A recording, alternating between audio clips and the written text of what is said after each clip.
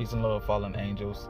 So this is your brother Deonde Belmont from the illustrious house of Belmont, and I'm going to tell you how I found myself through astrology.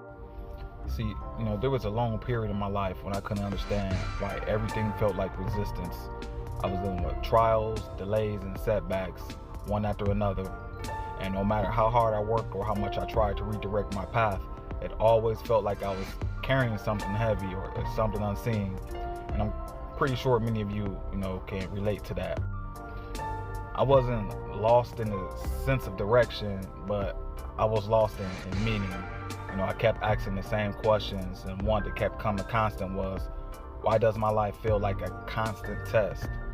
And by late 2013, I had reached a breaking point. I had given up my old life, and it wasn't like dramatic or anything. It was morely an internal type of giving up.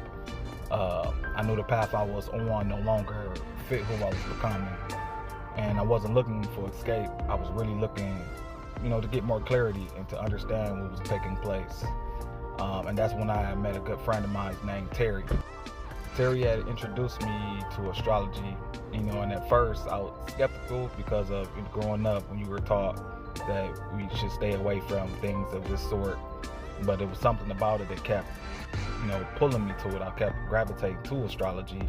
The more I read about it, the more comfortability I got with understanding why I should, take an interest into it.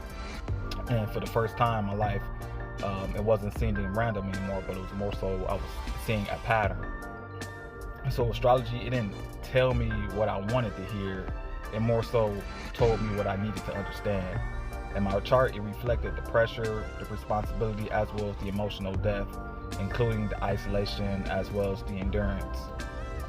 What stood out most was the symbolism of the cross, which is actually called the Grand Cross,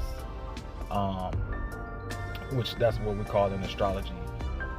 And the Grand Cross, is four forces that are pulling, think about being on a rack, and you're being pulled from each direction. That's pretty much how the Grand Cross feels. So once again, it's four forces pulling in different directions, and this force creates tension that's not meant to destroy me, but to shape me, shape my character, to, in this case, like they say, forge me to be something stronger and better. So that symbolism hit me deeply because it mirrored my life, or my lived experience. So we know, like, across history, the cross has never been a symbol of ease. It represents burden,